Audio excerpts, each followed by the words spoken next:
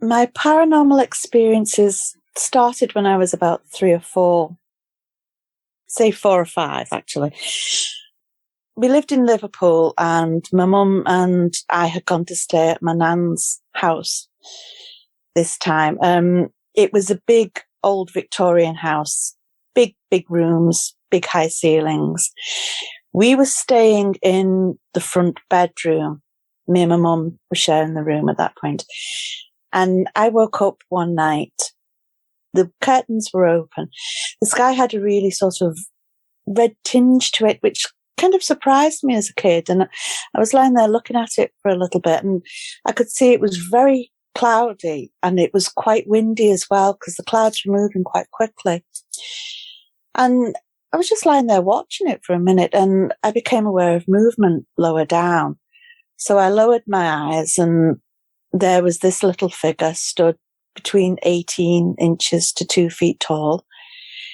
He was completely transparent, just a glowing golden outline that was quite thick, really, the outline. I'd say probably the depth of about a centimetre or so. And I was just fascinated. I could see the outline of his clothes. He had on like the little hat that you think Snow White and the Seven Dwarfs, like one of those little hats. The toes on his shoes were turned up.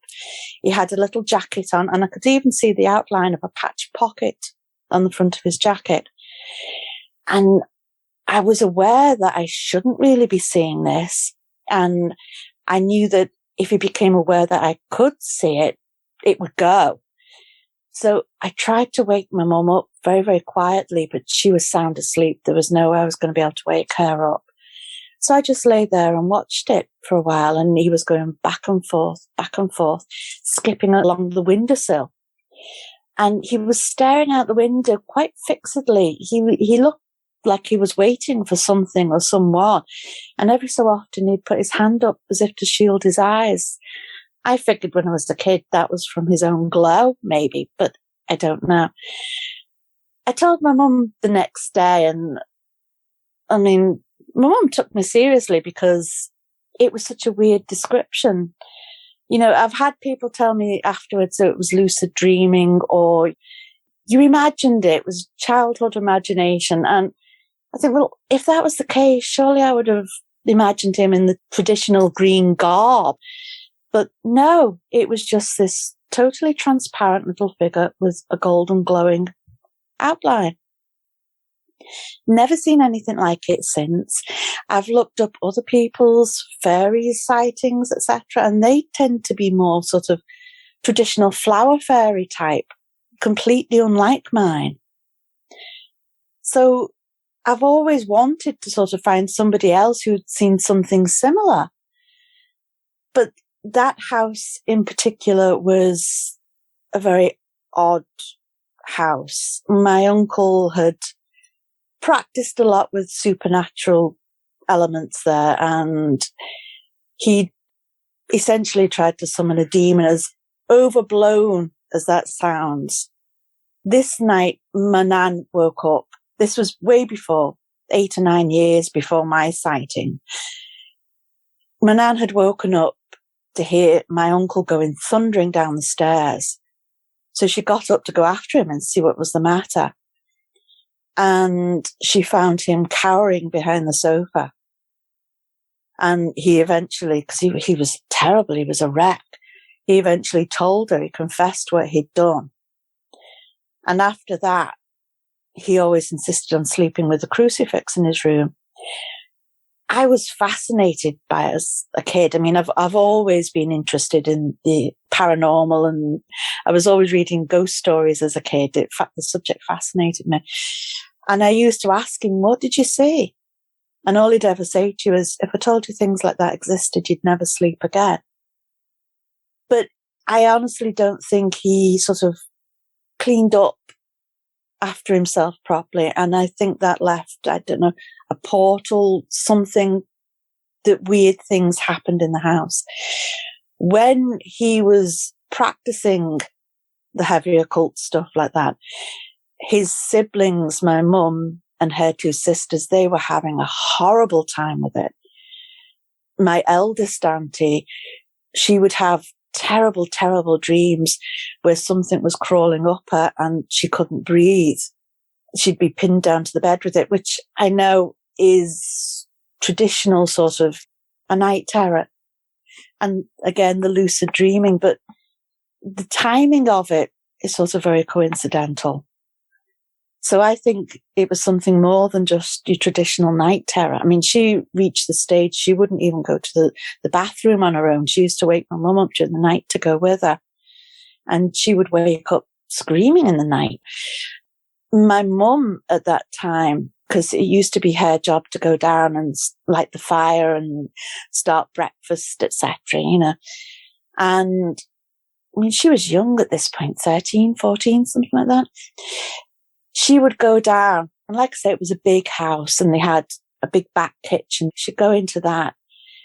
And at the time they had huge, great big German Shepherd dog that wasn't scared of anything.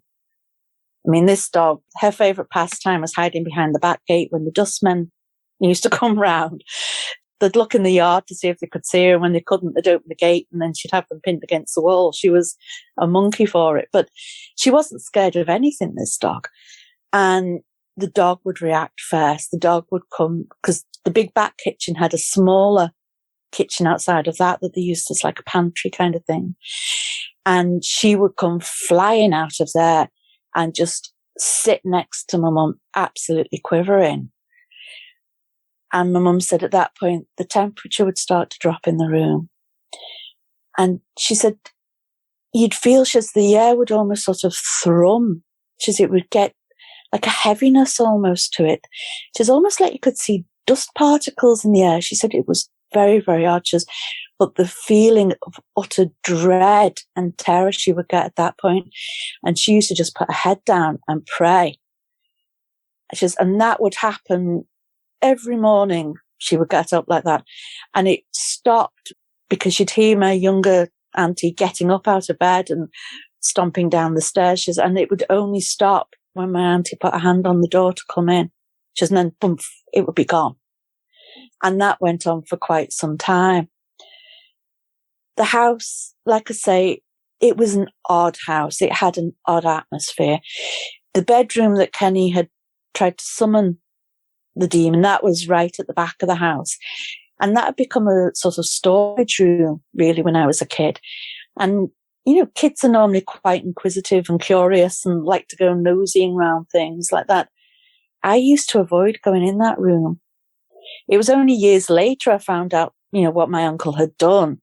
But it really didn't have a nice atmosphere at all, that room. It wasn't nice. I had a couple of sightings in that house. One, now, this may be put down to childhood imagination. I don't know. But I was in school and the boy who lived next door had scared me the day before, telling me a story about an evil nun, which I'd laughed off at the time because I didn't want to show him that I'd been scared. But I'd forgotten all about it. And it was the following day. I was home at lunchtime and my mum had sent me up to the bathroom to wash my face, and afterwards I was coming down the stairs and I looked and there was a nun stood across the doorway into the living room where my mum was. She was stood in the doorway, her arms stretched between the door frame and her head was down. And when she became aware that I was there, she sort of slowly lifted her head up at me and smiled, and the smile absolutely terrified me. It was so malevolent. I mean, I didn't even think to shout for my mum. I just turned tail and ran back up to the bathroom and locked myself back in. Gave it quite a few minutes and then very cautiously crept down the stairs and it was gone. So at that point I went in and told my mum. But things like that in that house were quite common. The house is still there today.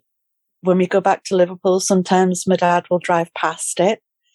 And I often wonder if people living there now still have occurrences. You know, obviously I don't want to contact them because if they don't, it would be an awful thing to do.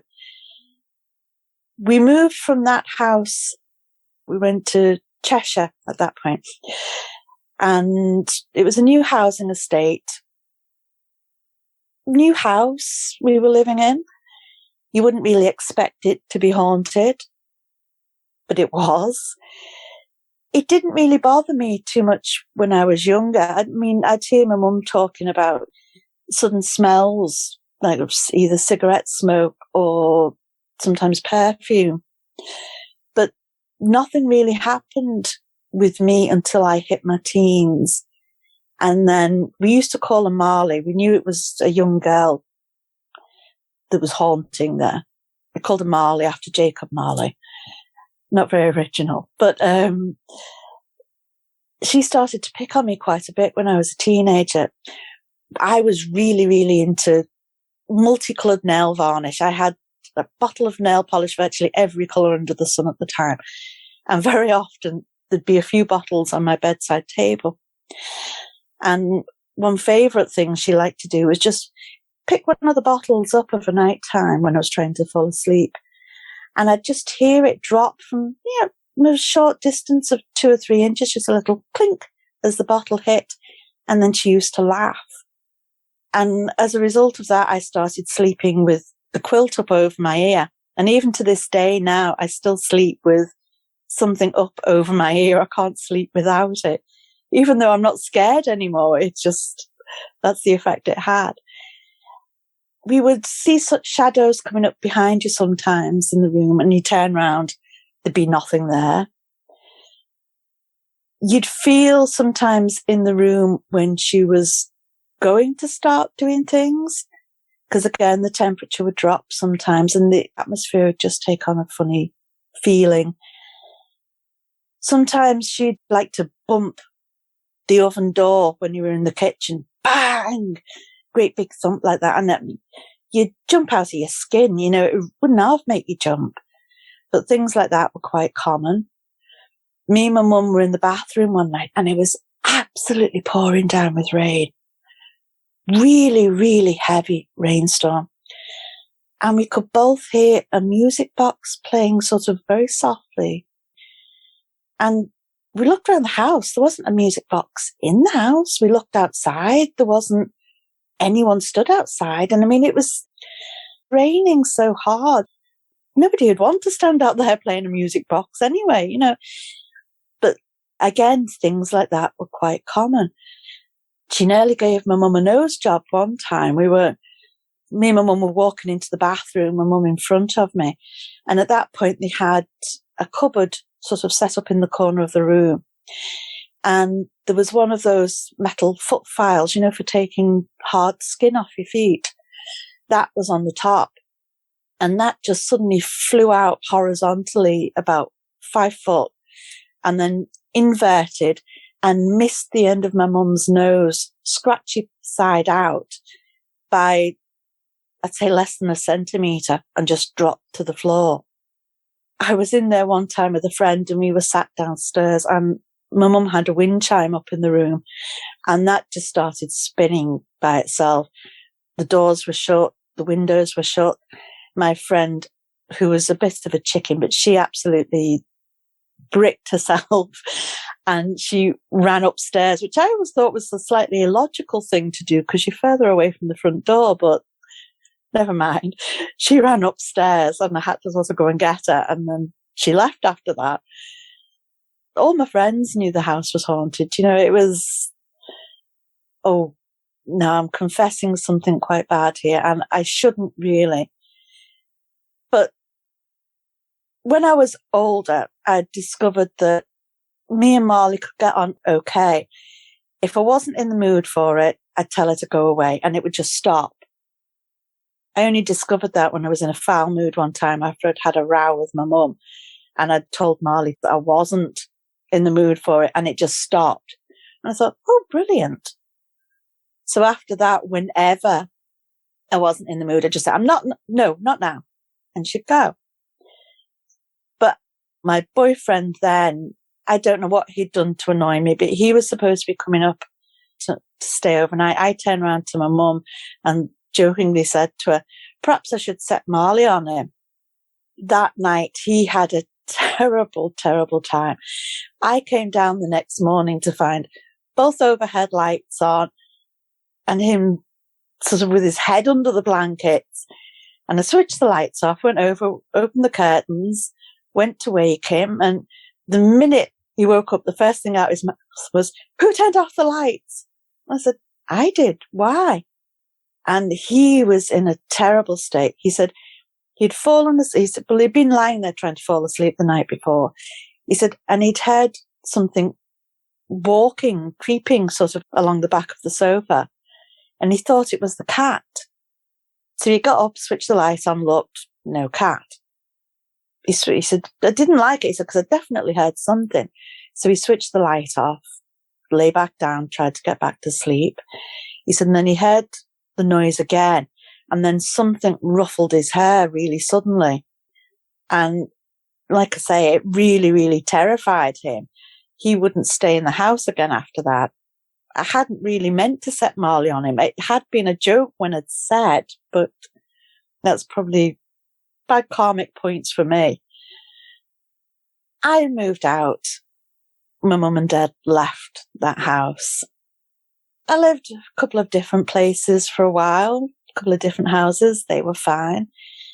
The house I had before this last one, we moved in and the atmosphere was fine at first. Daytime, it was fine. You'd only pick up on something when it started to get dark and then the atmosphere changed, particularly upstairs. And sometimes you'd see a dark shadow cross from the bottom of the stairs. The living room then had 2 glass doors so you could see out into the hallway. And I'd always have the light on in the hallway. But you would see him cross from the bottom of the stairs and into the kitchen. Just a dark shadow just walked past like that. And he started to really pick on my then youngest son. I was pregnant at the time, and you're not supposed to really do any sort of magical heavy lifting, as it were, when you're pregnant, spells or anything like that, apparently. So I did a bit of a house cleansing and things eased for a couple of weeks, but then it got really bad again. And at that point, I did another house cleansing, but I read him the Riot Act. And I told him, no more picking on the kids. You're not allowed to do that. I gave him a name. I'll say Dave. I'm not giving his real name out. But I said, you've got a name now. You have a job. Your job is to guard this place. And if you don't like that, I'm going to get rid of you. As a compromise, I said he could play the odd trick on adults in the house. When we moved from that house, I actually invited him to come with us, and he did. So I quite like having him here now, actually, because like I say, he guards the place, as mad as that sounds. And that's basically it.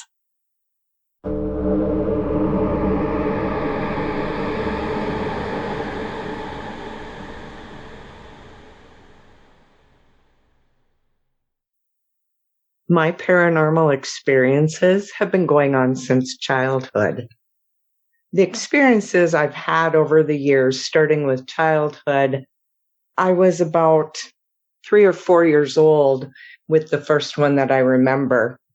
I remember going into my mom and dad's bedroom late at night and telling my mom that there were green glowing eyes looking at me from the closet.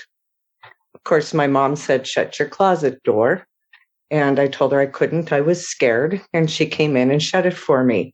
After that, I always made sure that closet door was shut. When I was younger, I thought, well, that was just my imagination. It took me decades to realize, wow, there probably were green glowing eyes in the closet. Another thing that happened when I was younger, I was probably somewhere between 6 and 8 years old. The bedroom I slept in adjoined the kitchen dining room at our house. My grandfather had passed away in that room 10 years before I was born. I don't know if the footsteps I heard were connected with him, but I do think about that. I would hear footsteps coming from the kitchen walking to my bedroom door, stopping, and then turning and going back out to that room. Now, those are just a couple things that I recall from my childhood. Later on, probably in the late 80s, early 90s, my husband and children and I had moved to a small town and to a big old house that needed lots of work. Now, my husband had to leave and go back to where we'd been living before in order to sell the house we had before. Now, the first night that I was alone in that house, I need to explain to you what that house was like. It was huge. It had been built in several different parts, and there were some parts of it, like the closet in my bedroom that I chose to sleep in, didn't have a door on it. It had a curtain across the closet door. And the first night I was there alone with my children after my husband went back to where we used to live, I was laying in bed. It was late fall, and I could hear music playing. So I'm laying there trying to read my book, and I'm listening to this music, and I'm trying to figure out what kind of music that is. Well, as I'm laying there, I realize, oh, it kind of sounds like calliope music. I wonder where that's coming from. So I crawled out of bed. I went to the front door. As I walked towards the front door across this big house, the music would fade. So I thought, well, there's another door. So I walked back towards that other door, and the music would fade. And I went outside. There's no music out there. I'd walk back to the bedroom, and I'd hear this calliope music playing. And then I thought, well, I don't know where it's coming from. I might as well just get back in bed. I got back in bed, and I turned towards the closet door, and the curtains were swaying back and forth in time to the calliope music.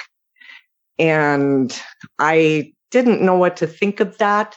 So I just turned off my reading light and closed my eyes and went to sleep. That was pretty much the start of the things that went on in that house. One day, probably 3 weeks later, my children were gone from the house. They were in school, and it was raining out, and I could hear this sound coming from the basement. Now, keep in mind, this basement was not finished, and the upper floors of the house, everything needed to be redone. I mean, it wasn't like what you would call a nice house. It was an old house that needed a lot of work. And I kept hearing this banging noise. And to me, it sounded like somebody had a pickaxe and was banging on the concrete floor down there. So I called a friend that I knew would be at home, and she came over, and we stood there and listened to it. And we actually went downstairs to see where this noise could be coming from, because it is an old house. Maybe it was pipes or something. Well, as we went down the stairs, the noise would stop. And I never did figure out what that was from either. One time, probably, I don't know, it was maybe a few weeks later after that, my kids and I went to a friend's for the evening. When we moved back to the state, we didn't know many people in that town, but I did have some friends there, and we went to spend an evening with them. And when we came back, the lights were on in the living room of the house, and some of the furniture was moved. And the house had been locked. We didn't know any people. You can think, well, maybe somebody's pranking us. But the people that I did know, one set of them we were with. The other set I asked, and they said, no, we haven't been over to your place. So I don't know. I just don't know. I wasn't really thinking. I might have started thinking maybe poltergeist, but I didn't really think about it. I was in a new town, in a big old house with my two children. There was another incident that occurred in this house. There were many incidents, but another incident that always sticks in my mind is this house was built It was a small house at first, and then they added onto this house. So the original kitchen window was left in when they added another portion of the house. You could stand in the living room of the house and look through the kitchen window at whoever's there. You could stand in the living room and look through, or, in the kitchen and look through to the living room.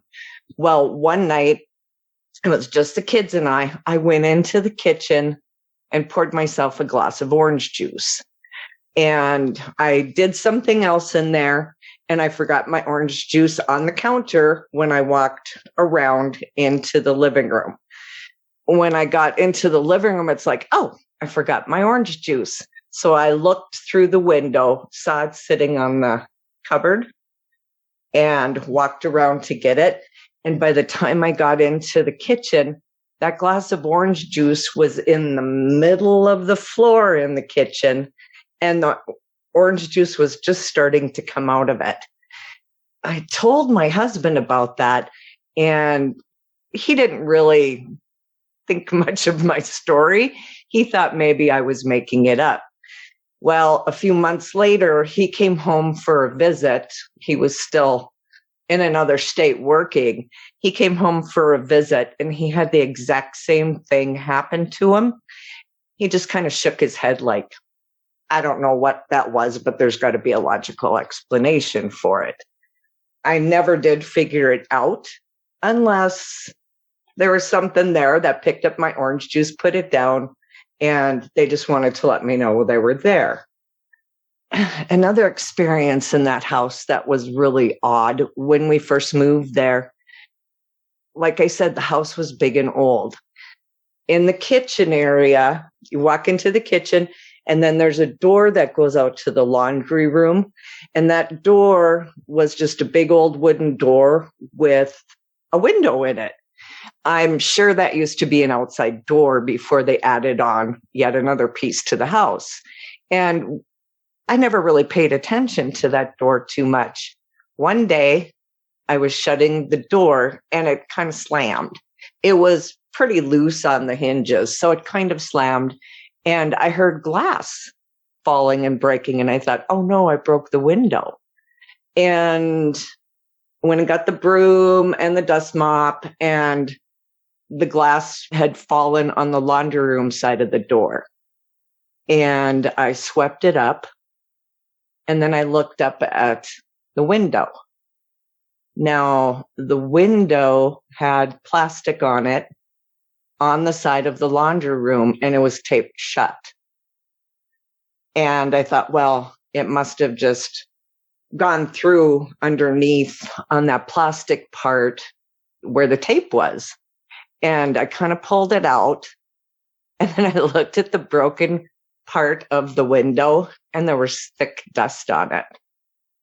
So that is something that I've never been able to figure out. Parallel universe, I have no idea.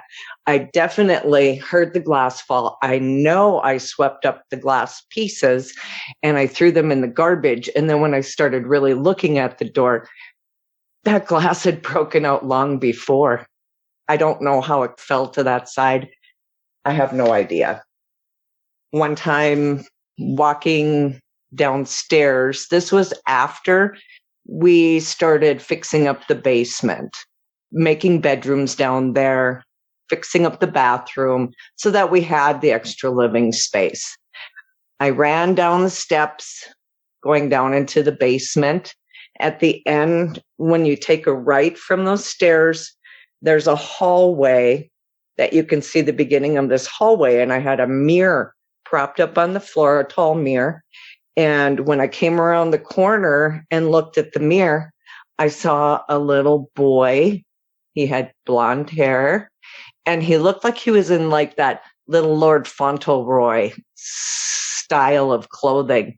I saw him for a split second, and then he was gone. I also had a dog at that time. I had a black lab, and he used to sit in the kitchen and stare into the dining room.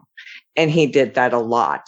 And if I knew then what I know now, or if I would have had a cell phone or thought about taking pictures with my camera, I would have taken pictures just to see what was there. Because in later years, I have gotten pictures of things that my animals have been looking at. I figured that the house was haunted. There was lots of little experiences. I just figured it was the house. So when we moved to the house we live at now, I figured, okay, we're all good. Everything's fine. There's not going to be any more experiences. Well, about 2 weeks after moving into this house, I was standing in my living room. Now, my house sits up higher than the ground, of course. It sits up quite high. And I've got a big picture window that overlooks the driveway. And I started noticing every so often, I would see something out of the corner of my eye in the driveway coming from the garage. So I figured it was either my son or my husband coming home. And then nobody would show. And I'd look out and it's like, oh, they're not home. Okay. And that went on for quite some time. After a couple of months, I started really paying attention. It didn't happen like every day, maybe once every week, week and a half or so. And I would catch it out of the corner of my eye. And I started trying to pay more attention. And that kind of thing went on for quite a while. Now, I'm not looking out my window all the time, but I'd see glimpses until one day I watched this apparition walk above my driveway, a few feet in the air, and walk past my windows and past my front porch. Now, what this looked like was a man with black hair and a black beard. And he had on what looked like homespun breeches and a homemade shirt, like the tan colored shirt. And when he walked past and I was just standing there in open-mouthed amazement watching this, he turned his head towards me and then he disappeared. And I never saw that apparition again. I never got the feeling of someone walking up my driveway again. It was almost like once I acknowledged, that was it. That was all that was needed. Later on in this house, we had an eat-in kitchen, a small eat-in kitchen, and I would hear cupboards opening up and shutting during the night sometimes. And it's like, what is going on here? And I was getting used to having experiences, but that was almost too real for me. I just didn't know what to do. I had no resources. I didn't talk to people about these things that happened. Not many people anyway, because, there's that crazy factor. So I didn't want to even go there. I have an attached garage. You walk from the garage right into the kitchen. And one day I got home from work, and this was after the cupboards started opening and shutting. I walked into the kitchen and I could smell chicken and rice. Now, I can't eat rice, and I certainly don't make chicken and rice, but it was so crazy. It was such a strong smell. And I got the impression that it was a man that was cooking. So I used to talk about the cooker man. So I knew I had a cooker man, and I figured he was also the one that was opening and shutting the cabinets. Now, at one point, because of the different experiences we were having in the house, I got a hold of somebody who would come and investigate with me. And I'll tell you a little bit more about that investigation later. But when that person was sitting in the kitchen with my son, they watched one of the high cabinet doors open up and shut. So it's like, okay, I'm not the only one that's seeing this or hearing this. So it was nice to have some validation that one of the things that I was experiencing was experienced by someone else. Now, it was a while later, maybe a few weeks later after that, I walked up to my fridge to get a glass of water. It was broad daylight. I put my water glass under the water spout, and for some reason I just turned to my right and looked over, and right in front of me, maybe a foot away, if even that, was a man with dark brown hair, and he was just a little bit taller than me, so he was pretty short because I'm about 5 feet. And he just disappeared. And after that, I didn't have any more issues with anything, noticing anything in the kitchen or having the cabinet doors open and shut. There again, was it an acknowledgement thing? I acknowledged he was there, or he showed me himself. I don't know. These are just things that happen. Well, when I had that person over to do basically a ghost hunt, I was trying to find some kind of proof. And I had a friend over, and it was the person helping me with the ghost hunt and myself. And one of the things that person had me do was to take the recorder he had brought along and go from room to room and ask if anyone's there and ask questions. The first place I went was the entryway in my house. I had a dog, very smart boy. He would sit in my living room and stare at that little entryway. This is a 1960s house, so you've got the small entryway for the front door. And my dog would sit there and he would stare at that entryway all the time. Well, I started at the entryway, and the first thing I asked was, is anyone here? And then I paused, and then I just kept going room to room throughout the whole house and the basement here.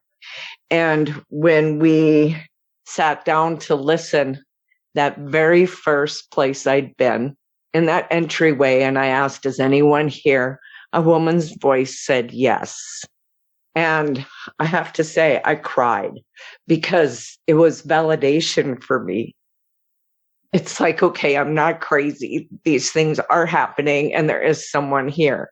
Maybe several someones. I don't know. But that was awesome because there it is, voice recorder. It's right there. We did a cleanse of the house, and then within a week, activity was starting up again. So I let that person know. We did a cleanse inside, upstairs, downstairs, and the whole yard. And about a week later, I let that person know things are starting up again. I'm having experiences again. And he just said, it's not your house, it's you. Okay. So that was kind of a wake-up call for me. It's like, oh, how am I going to deal with this? At that point, I really started doing some research, trying to figure out what was going on. Over time, I had other things happen. The shadow people, I called it the man in the fedora. He seemed to want to be in one of the rooms down in the basement. I didn't know anything about the man in the hat at that time. Everything I found out, I had to go online and Google it, to try and figure it out. Now, I never saw, per se, the man in the fedora. I got an impression of him, though. I started doing sage and sweetgrass to cleanse the house, to try and get him out of there, because I knew he wasn't. There's malevolent, benevolent, some they're just here, but he wasn't good.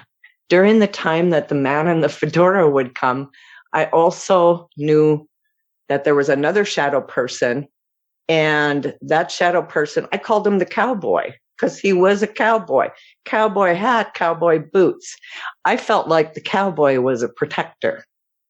The last time I did a cleanse for the man in the fedora down in that one bedroom, I wasn't doing the polite, please leave, you're bothering us. I hollered and stomped my feet and screamed and yelled. And apparently that helped because I have not felt, heard, or seen him. at one point, when the man in the fedora would come and visit, I was sitting downstairs in the living room down there, and I just had this feeling that there was something in that bedroom, and I took a picture, and there was an orb in the doorway of the bedroom. So was that the man in the fedora, or was it the cowboy? I'm not sure. I've been going to back out of my driveway. I have a little attached garage. And as I was backing up, I backed out of the garage and then I stopped, put the vehicle in park, hit the button to get the garage door down, looked in my rearview mirror, and I saw a black shape behind my car. So I'm thinking it was one of those shadow people, but I don't think it was the man in the fedora. I was walking my dog once a few blocks away from my house, and it was a beautiful fall day, broad daylight. And, as you're walking, sometimes you can tell there's somebody around you. And I kind of looked back, and there was another shadow figure. And that was kind of crazy to me because I thought, why are they outside? Well, how I feel is that the beings are everywhere. So inside, outside, daylight, night. I saw the cowboy once. I hadn't seen or felt the cowboy here in a long time. And one night I was driving home from somewhere, and it was one of those fall nights where the wind was blowing and it was raining. And I was driving to get to my street, and I was coming down a hill, and there's a row of trees along the avenue. And I looked over and I saw the cowboy, the shadow figure, the cowboy, leaning up against a tree in like that quintessential cowboy pose. So I haven't seen the cowboy in a long time. I after I saw him outside, it's like, is he like a neighborhood watcher? And I don't know. I go with my impressions and the things that I feel about this. Now, one night when I was not feeling well, I was sitting up in my living room, just reading. I couldn't sleep. It was later in the night, 3 o'clock in the morning. And I was sitting in my living room reading, and I started hearing voices. And it sounded like the old time radio voices. You know what I mean? It's the nasal thing. First, I heard a man talking, and I could hear it. And I could tell it was a man, but I couldn't hear what he was saying. And then after a while, a woman joined him. It was almost like they were having a radio show in my living room, but whatever they were saying, I couldn't understand it. I could hear them, but not enough to understand what they were saying. That was the only time that's happened to me. Once in a while, I'll hear little voices going on, but it's nothing like that. It's nothing like that. This is just a few years ago when ghost hunting seemed to be all the thing. I was at a ghost hunting thing here in this town at an old house. And one of the things they had told us before we started going around this old house was take pictures of mirrors and take 3 pictures. One of the pictures I have is in a bathroom, and you can see a man's head floating behind me, looking at me.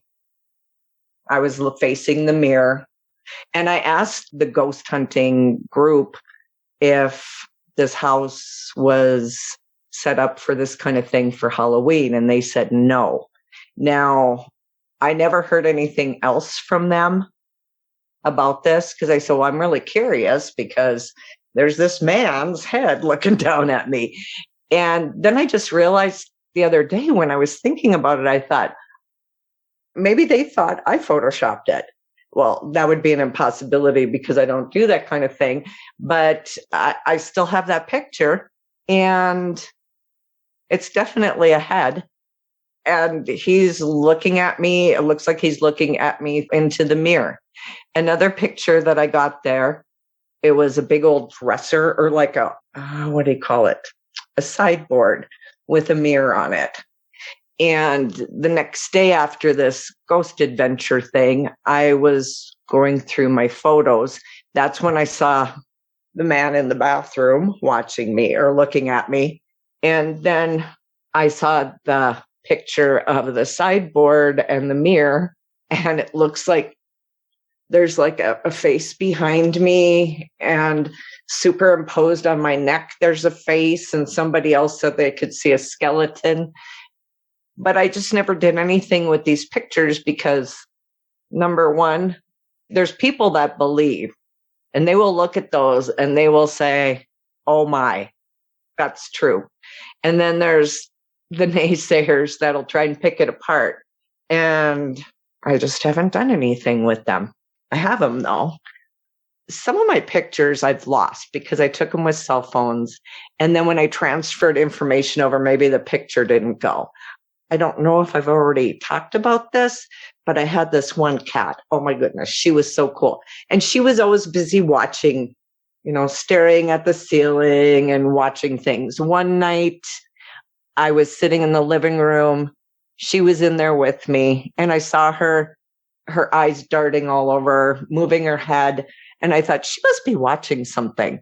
So as she started looking towards me, I took a cell phone picture and I caught an orb. So she was watching it. I don't have that picture anymore, but that was more validation for me that there's stuff out there. And my cat and my dog were both cognizant of them. Another thing that happened was I had another experience with an apparition. This was several years ago. My brother had passed, and it was pretty traumatic. And in the week after he died, I was in my kitchen, full daylight again, beautiful fall day, the sun is shining, and I saw him. He was wearing something he would have worn in high school. And next thing I know, I saw him over by a window. Next thing I know, I can feel him hug me and tell me it's going to be okay. And that was one of the most surreal things that has happened to me. When it's nobody you can take it with a grain of salt and walk on. But if it's somebody that you loved, it's kind of crazy. It's just crazy. I do have two other things, maybe three, that I wanted to mention. Years ago, when we were living in that first house, my husband and I had gone somewhere to go pick something up, and we had driven out in the country quite a ways. And on our way back, we're on a highway. There's no towns around or anything. And there were, I believe, three big storage tanks of some kind. I didn't know if it was for like gasoline, propane, whatever. It was up on a bluff right over the highway. And as my husband and I were driving past there, before we got to these tanks, I looked up and I got this impression of fire over the tanks. Now, I knew the tanks weren't on fire, but I could see the fire on these tanks. And I told my husband, I said, wow. I said, it looked like they were on fire, but I know they're not. About a week and a half later, maybe 2 weeks, there was something on the news about those tanks that caught on fire. So there are things that have happened to me that it shouldn't have taken me so long to put it together that I'm a sensitive. And there were so many different things that happened that I didn't tell a lot of people because I thought, well, if you're haunted, if you've got a haunting going on, it's just going to be like one type of thing. Well, I guess if you're sensitive, there's all kinds of things because you're open to it. Another thing I had happen was when we were camping once, I was sitting outside on the step of the camper, and there was a walking path quite a ways back. I'm not good at measurements, but you could see people walking this trail. And I'm watching just staring out at the trail, pretty much looking for deer because that's what I like to do. I like to look for critters when we're out and about. And I saw this tall black, I thought it was a person, this tall black person come walking down the path. And then it went behind a tree and disappeared. And I thought, well, where is it? I wonder who it was. I didn't see them come past. It was just, a few minutes later when some people came walking down that path that I realized that if the tallest person in that group of people walking was 6 feet tall, whatever I saw was probably 8 to 10 feet tall. And it was pitch black. I never saw it again, but I've always thought about it, wondering what was it? Was it another apparition? Was it a shadow person? I think of other cryptids. Did I see a dog man? I don't know. I don't know what it was, but that is a campground that I won't go outside at night.